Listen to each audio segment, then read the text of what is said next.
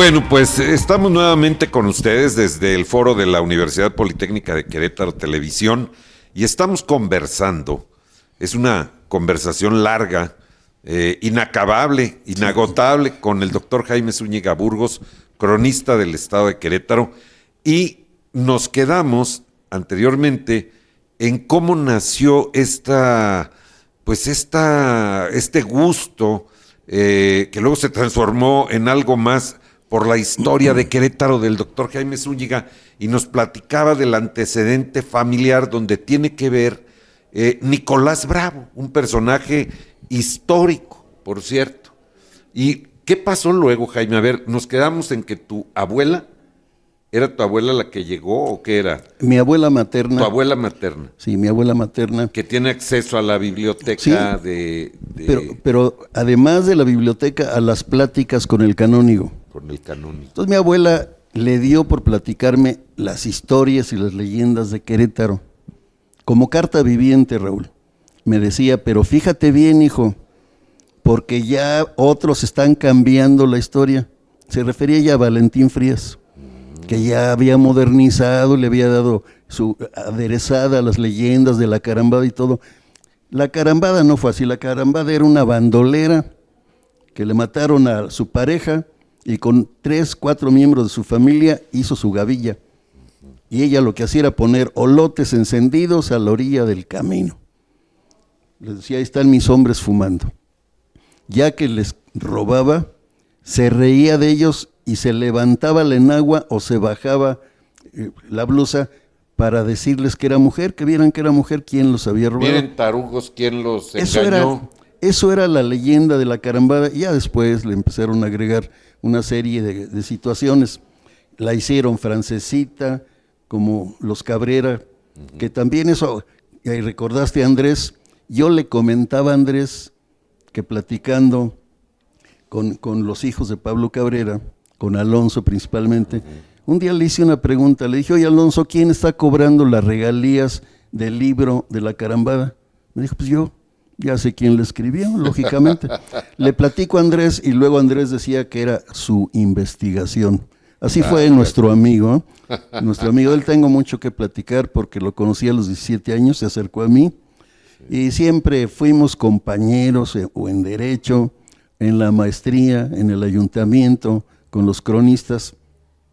Y pues le guardo gran afecto, gran recuerdo. Sí, cómo no, el buen Andrés Garrido.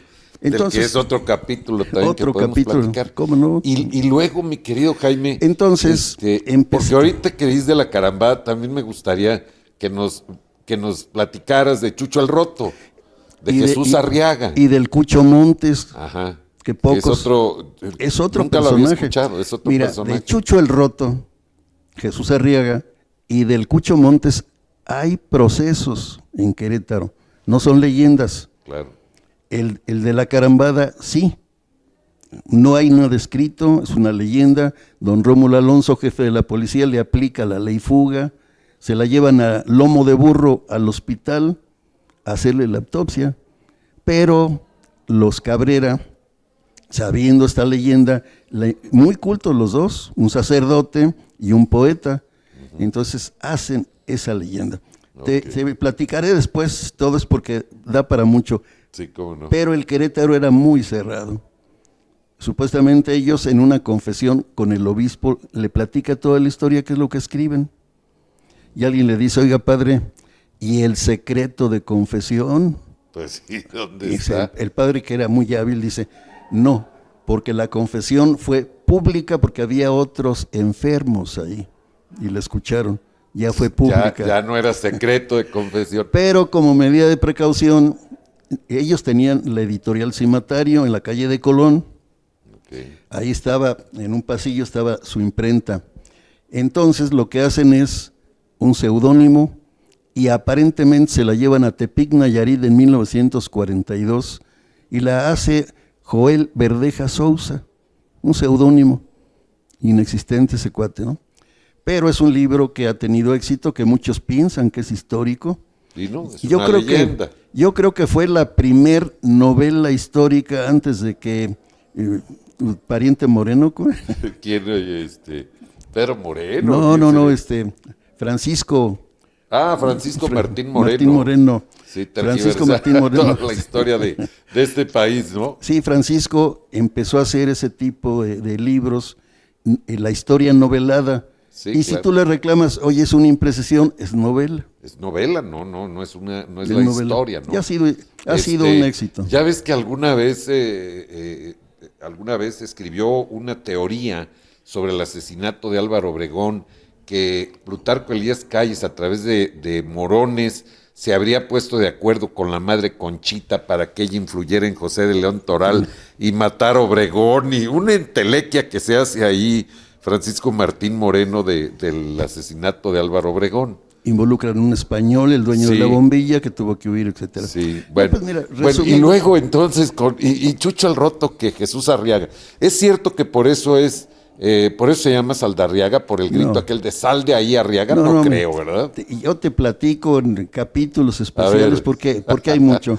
Pero para seguir el hilo de la conversación, sí, claro. En 1958-59, la universidad y un estudiante muy inquieto, José Luis Osejo, nos invitó a varios para hacer un programa de radio en la XENA, que estaba allí en... ¿Papá de este muchacho Luis Gabriel Osejo? No. ¿O tío? No, tío. Tío. Sí, él estuvo en la universidad muy inquieto, estuvo en el pentatlón, después salió y trabajó en una embotelladora durante muchos años, la única en que la había Coca, en la embotelladora La Victoria. La única que había. Sí, la única que había. Entonces nos invitó, era José Luis Osejo, Sergio Alberto Solorio, Lucía Elba Romero, Eduardo Moreno Salazar y un servidor. José Luis Osejo era el conductor. Sí. Luis Alberto y Lucía daban consejos, porque estudiaban Derecho, daban consejos de problemas que el auditorio les consultaba. Eduardo Moreno abordaba los deportes y tu servidor la historia. Y mi queridísimo y bien añorado Sergio Solorio y Perrusquía también participaba ahí con ellos. Sí, él era era de los que daban los consejos. Sí, estudiante Sergio Alberto Solorio Perrusquía. Alberto. Lo quise mucho. Entonces este programa duró un poco más de un año. Y el gerente en esa época había sido Guadalupe Ramírez y luego fue el abuelo de Paulina Aguado, don Jesús Romero Santoyo. Y Guadalupe escuchó los programas y un día me llamó, oiga muchacho, si quiero hacerle una propuesta, vamos a publicar sus leyendas y le doy su crédito. 2 veces me propuso algo de ese estilo, de lo demás no. Entonces le dije, licenciado, esto es algo que mi abuela me confió y el día que yo pueda las voy a publicar. Medio se molestó. El día que sí se molestó fue el día que había yo rescatado el testamento de doña Josefa, lo tenía ahí en mi poder, Mariano me había dado para pagarlo, se iba a publicar por la legislatura el contenido, muchos se pusieron, luego vivían los exgobernadores, que muchos de ellos dispusieron de bienes de fondos, de la Junta Legal. Claro. Estaban preocupados. Se lo llevé a 2 personas, al licenciado Septién, porque me dijo, yo tengo el testamento, doctor. Le dije, no, usted tiene una copia del testamento y aquí dice que se mandaron a hacer 3 y que se le pagó al notario Domínguez por las 3 copias. No, a ver, lo llevó y se dejó caer al sillón allí en su casa de pastel. Dice, ¿tiene usted el protocolo del notario? Pues sí. Y la otra, Guadalupe Ramírez, que le llevé el libro y ya había dispuesto que lo íbamos a publicar, que me iba a dar mi crédito. Le dije, no, ya lo va a publicar la legislatura. No me estés quitando el tiempo tal por cual. Con malas palabras me despidió un sábado que me acompañaba José Manuel. Lo puede atestiguar. Entonces, de ahí surge que me voy a México, empiezo a ejercer y al regresar lo que vivimos de política con Rafael Camacho Guzmán, la cercanía que tenía yo con él cuando nadie en Querétaro creía en él, todos con Fernando era el bueno, claro. Y habíamos pocos. Bueno, es que pocos queretanos lo conocían realmente a don Rafael, Jaime, ¿no? No, había sido senador la mitad de la gestión. Supimos que venía de ser senador. Pues sí. Pero anteriormente, al menos en mi radar, mental no aparecía don Rafa, y No. creo que para muchos no. Pero Poca. para muchos queretanos Fernando de era el que cierta estaba edad aquí. sí. Y Fernando aquí estaba, era el secretario de gobierno a la sazón. Fue poca visión de política de nuestros paisanos, porque la relación que tenía con Fidel Velázquez ponía a los Claro, gobernadores. como puso a tu primo Enrique. Y mi Y sobrino. no, tu sobrino. Y no cometo una infidencia con el licenciado No, Burgos, ¿eh? no. Les quiero decir que él me lo confió Así en un es. gesto de amistad, como lo ha hecho con otras personas, y que yo le aprecio mucho al doctor Enrique Burgos García, que lo vamos a tener aquí, van a ver ustedes. Pero es cierto. Pues, buen elemento. Don Fidel ponía gobernadores. ¿Sí?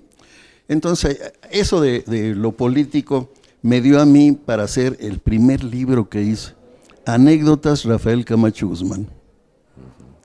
Y me salió un librito, un folletito, Sí, no sí. tenía yo experiencia, porque en la imprenta para abaratarlo le quitaron la presentación, lo hicieron otro formato, no tenía ni índice, me cobraron caro, pero fue mi primer libro, estaba yo muy Muy contento, orgulloso, muy claro. orgulloso. Pues sí, lo Fui adquiriendo experiencia y entonces pues hemos logrado ya 50 libros, 50 Fíjate, libros nada más. ya publicados, nada de que tengo el proyecto, no, ya 50 publicados. libros ya 50 publicados. libros.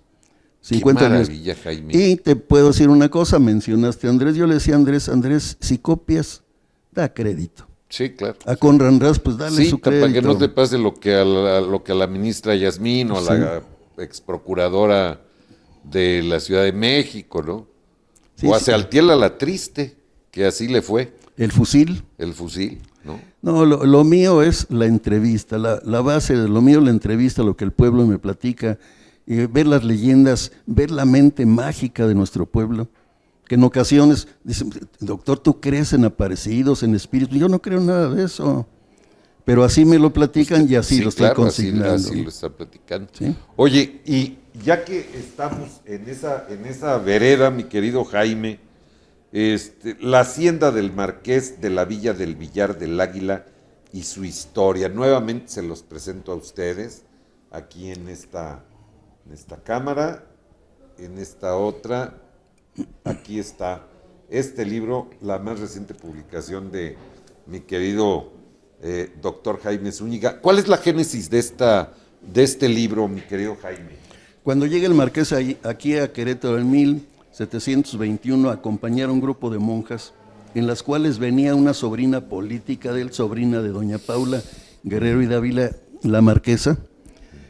El Marqués llega en el momento oportuno en que en Querétaro se presentaba un gran problema con el agua.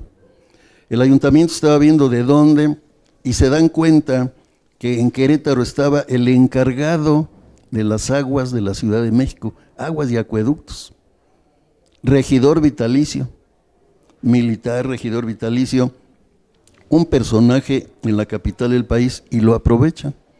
Entonces él se da al trabajo de localizar el manantial del Capulín en la Cañada.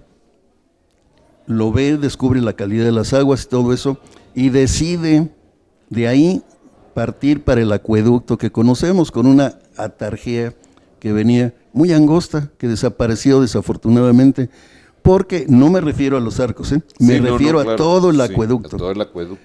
Al acueducto llegaba un pequeño caño de calicanto, a cielo abierto, de 30 centímetros de ancho, que traía el agua por gravedad, como lo trajo mucho tiempo.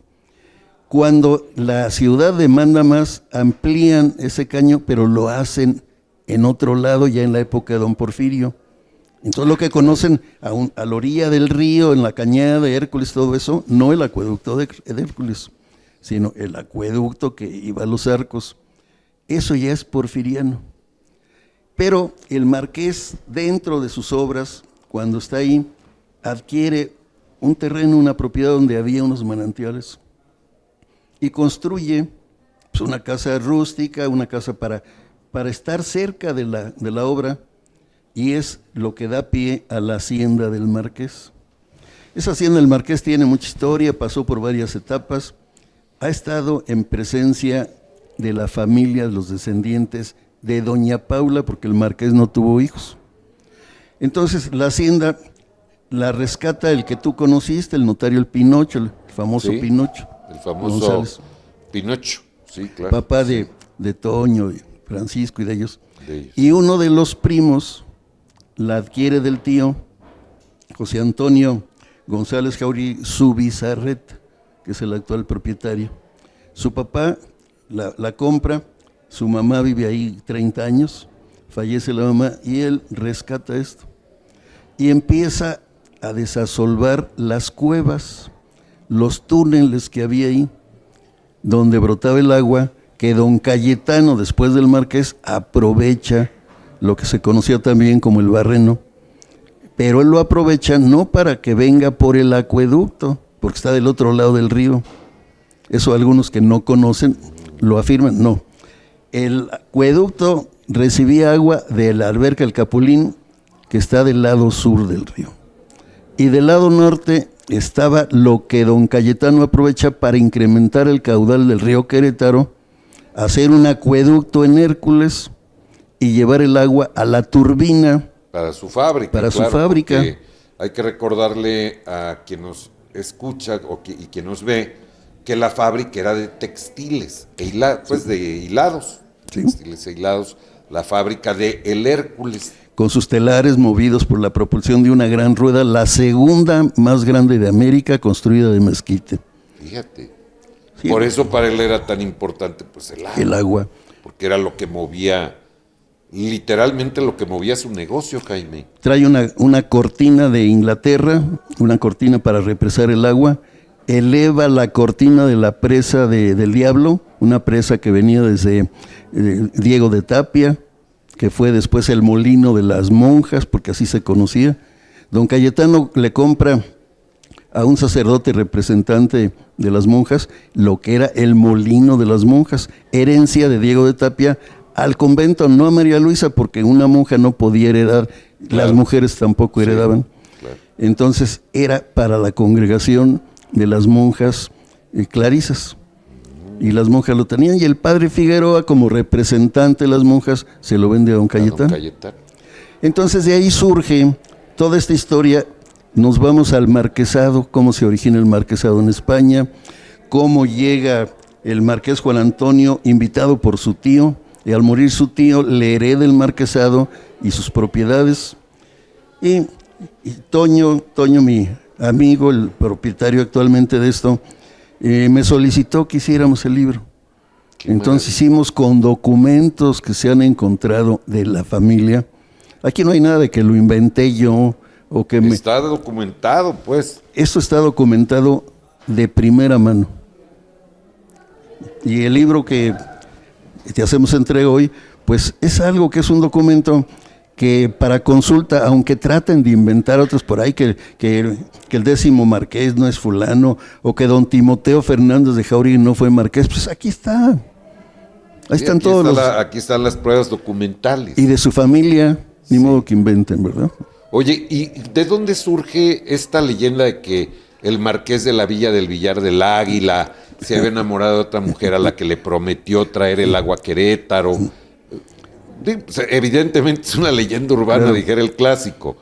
Pero, ¿cuál es la realidad, Jaime? Los guías de turistas en los años 60, cuando todavía estaba la cueva abierta ahí del cerro de las Campanas, no estaba todavía inaugurado por Juan Olaguíbel el monumento ahí para el centenario, ¿no? De Juárez. Entonces los guías llevaban... Sí, es que el escultor Juan Olaguíbel, Juan Olaguíbel. que además es autor de La Diana Cazadora, es quien hace esa escultura. Y padre de un buen amigo del mismo nombre, Juan Olaguíbel, con el cual colegas fuimos estudiantes juntos en la UNAM. Okay. Entonces ahí conocí yo toda la historia. El busto de la Diana, todo el torso de la Diana estaba en el jardín de ellos. Y nunca dijo quién había sido la modelo hasta que supimos que era la esposa de Jorge Díaz Serrano. La segunda esposa. La segunda esposa. Parece de Jorge que Díaz Serrano. Irma, si mal no recuerdo. Por ahí va, ¿no? Elvia. Elvia. Fíjate que me hicieron favor de obsequiarme el libro, precisamente donde viene la historia real de ella y todo, que era secretaria en Pemex, no es... Díaz Serrano tenía a su esposa y era secretaria. Sí. Años después se casó con ella. Ella, de sí. hecho, te acordarás, se casa con ella Y en viven prisión. y viven en San Gil. Sí. Sí, y vive, hasta su muerte viven en San Gil. Sí. Y luego, Jaime, entonces esta leyenda urbana la inventan los guías. La inventan los guías de turistas y como es una leyenda romántica, nada más piensa, doña Paula Guerrero y Dávila era una mujer muy rica, porque uno de sus apellidos era Moctezuma también, era muy rica. El marqués era rico, pues ella era más rica. Y sí, hemos visto, analizado de dónde salió el dinero para el acueducto, porque la marquesa sacó de regidor al marqués, lo hizo que dejara sus negocios para que administrase los de ella.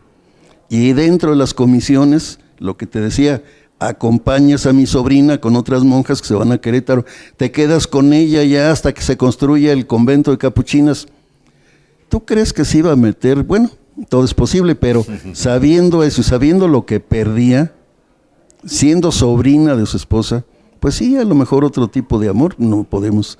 Pero sí, la leyenda se complementa, y lo platicaba Modesto Cervantes, de que decía que la sobrina le había solicitado, por ese amor que se tenían, le había solicitado a su tío el marqués que les llevara el agua porque no les llegaba por los tandeos. Si no llegaba a Santa Clara y había litigios que duraron 80 años, menos les llegaba a las monjas A las capuchinas. Pero sí el marqués tenía sus baños con una gran acequia, donde después fue la normal del estado, que se llamaba El Placer. Y la calle, si ustedes ven... Pero no en Hidalgo, sino En Hidalgo, acá, no, en Hidalgo. no, en Hidalgo. En Hidalgo. Era la calle del Placer porque ahí tenía los baños el marqués. El que parte y recomparte le toca la mejor parte. Sí. Claro. Entonces le pide dos cosas, el agua y que le construya a su tía, la marquesa, la casa más bonita de Querétaro. Y no la construye el marqués fallece, pero dentro de su legado le encomienda a su albacea, el señor Alday, le encomienda que construya la casa para su esposa.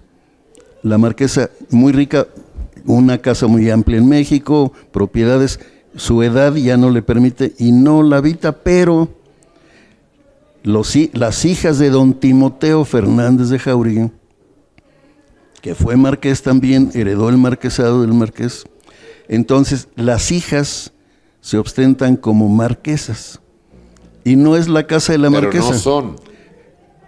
En 1826, por una ley de mayo de 1826, se prohíbe que después del fallido imperio de Agustín de Iturbide se ostenten títulos blasones, nobiliarios.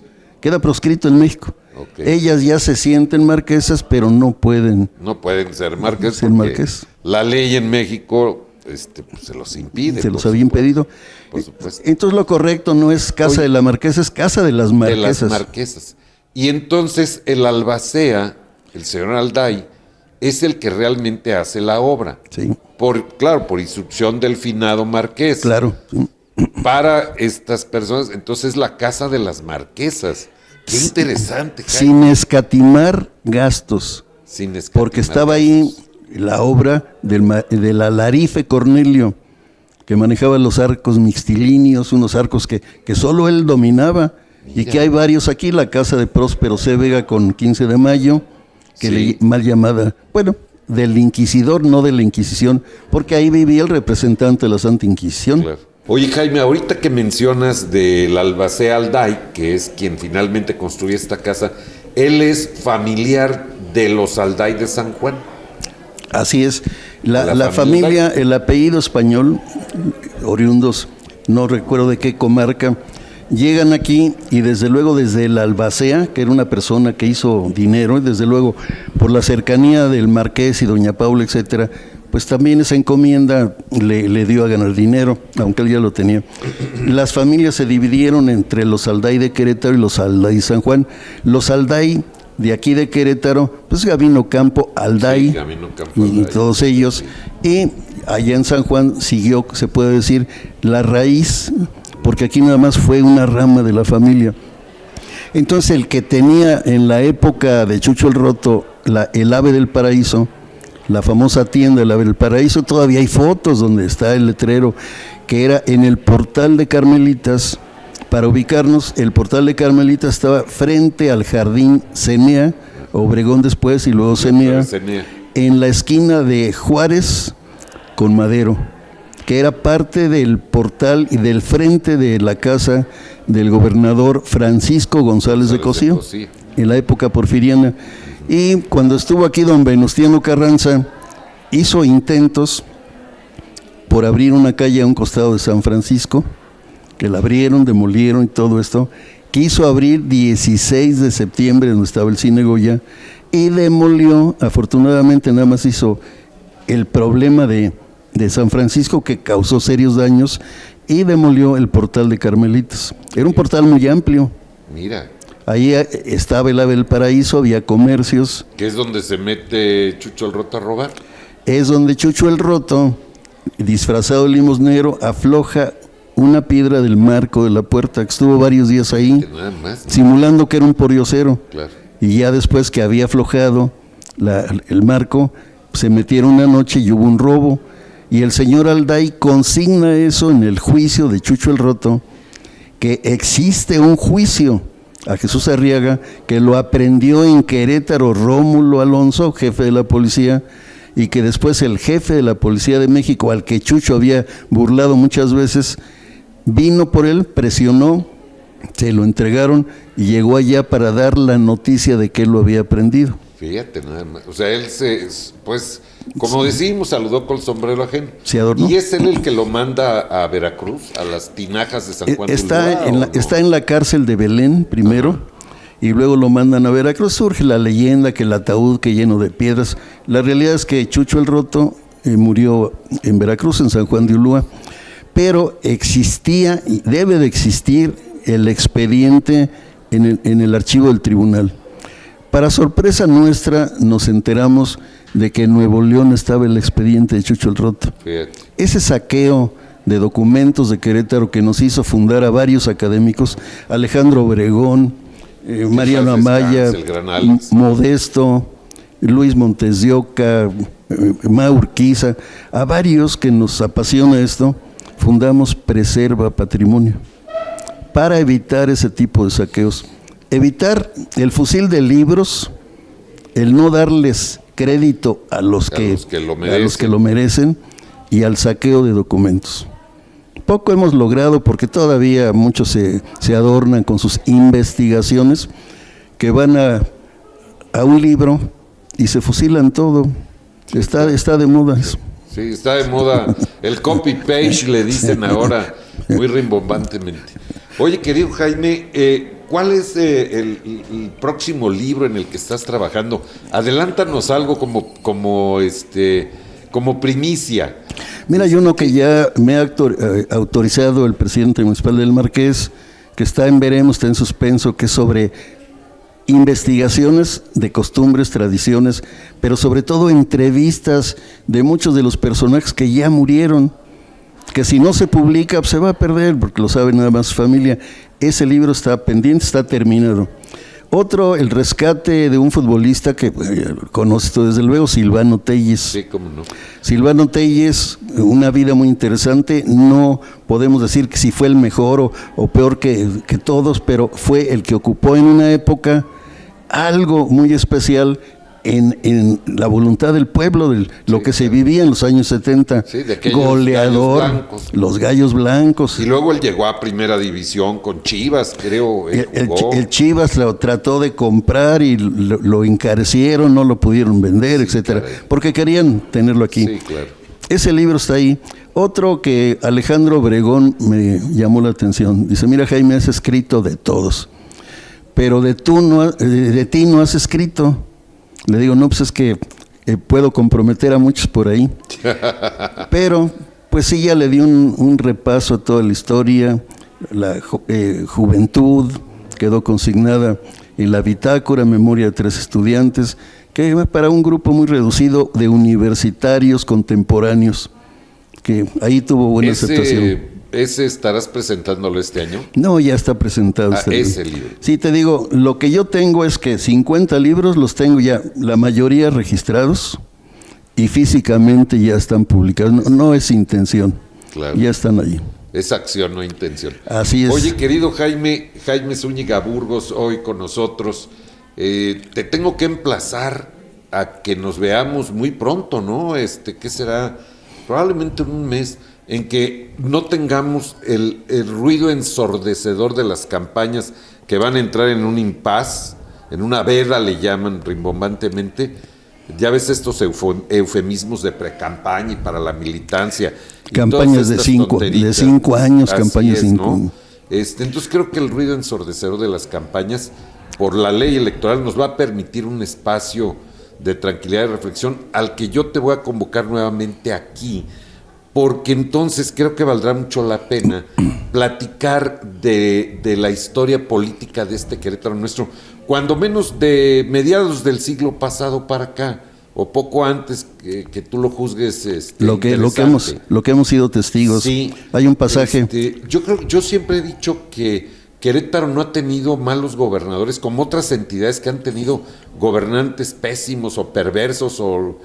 Querétaro no, tengo esa impresión en términos generales, todos con sus blancos, grises y negros, pero tengo la impresión que en Querétaro nos ha ido bien con gobernadores. Así es, Raúl. En términos generales.